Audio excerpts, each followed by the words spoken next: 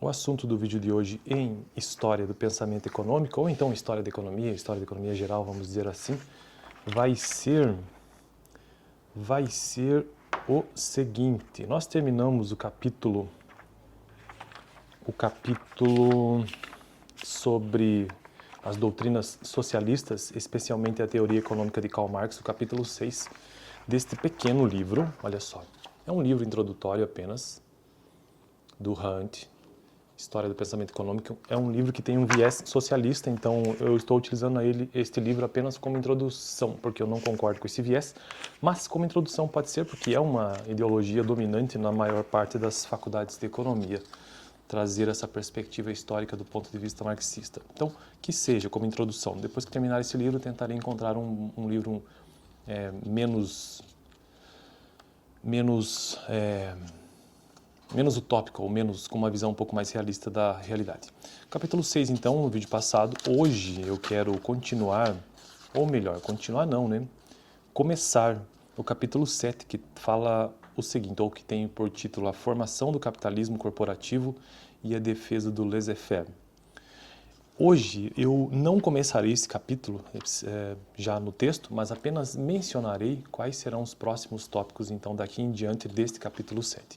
Então, repetindo, o título é o seguinte, A Formação do Capitalismo Corporativo e a Defesa do Laissez-faire, que é o capítulo 7 desse livro. Lembrando que o anterior, repetindo, capítulo 6, As Doutrinas Socialistas, a Teoria Econômica de Karl Marx. Então, nós estamos avançando numa perspectiva histórica dos acontecimentos.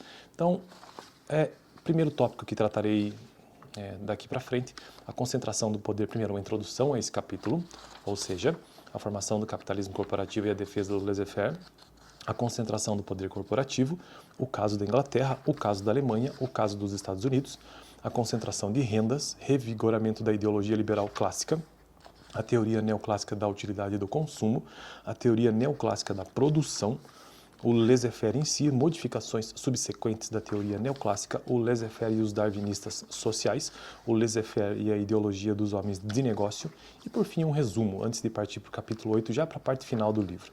Então, hoje ainda, nós temos um texto introdutório que diz o seguinte, apesar de eu ter dito que não queria trazer um texto introdutório, mas eu acho que, como foi rápido a citação apenas dos tópicos, vale a pena então eu entrar já no capítulo.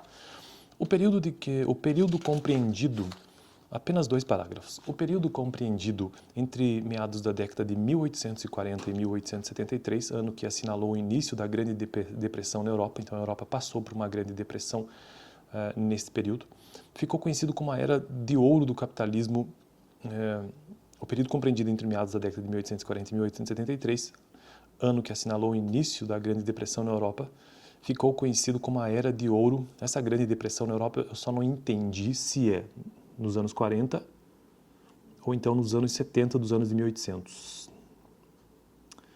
Tá. Então ficou conhecido como a Era de Ouro do Capitalismo de livre concorrência.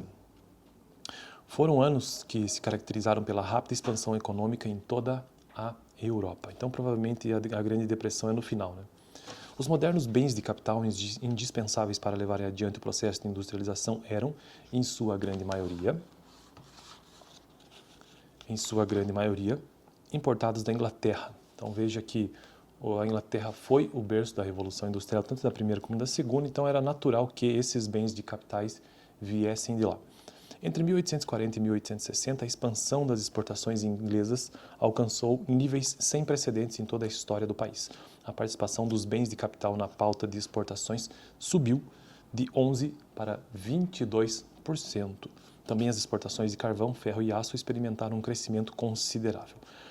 Entre 1830 e 1850, a Inglaterra atravessou uma fase de boom ferroviário. Nesse período, entre 1830 e 1850.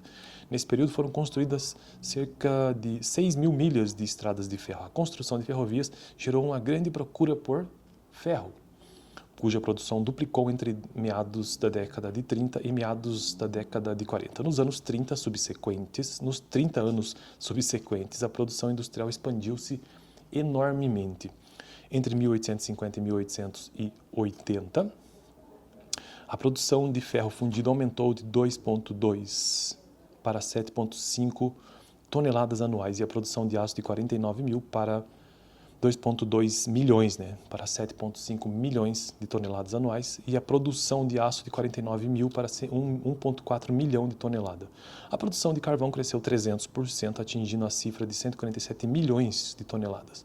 O conversor Bessemer, criado na década de 1850, a fornalha de fogão aberto, criada na década de 60, e o desenvolvimento do processo básico, desenvolvimento o quê? Do processo básico revolucionaram por completo a indústria do aço, tornando possível a produção de aço de altíssima qualidade, a custos reduzidos e em larga escala. Na segunda metade do século XIX, prosperaram também as indústrias de bens de capital.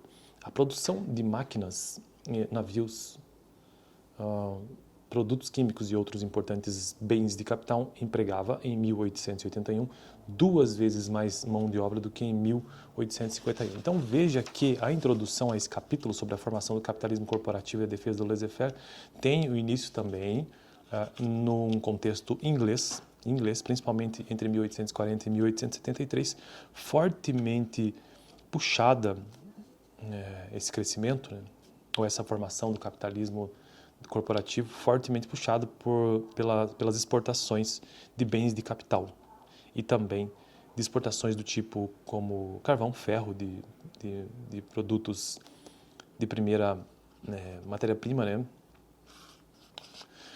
Exportações de carvão, ferro, aço, que experimentaram um crescimento considerável. Bom, no próximo vídeo, então, quero tratar sobre a concentração do poder corporativo nesta playlist sobre história do pensamento econômico. No vídeo passado, eu fiz uma breve revisão do capítulo 6 sobre a teoria econômica de Karl Marx, vou deixar aqui no final. Valeu!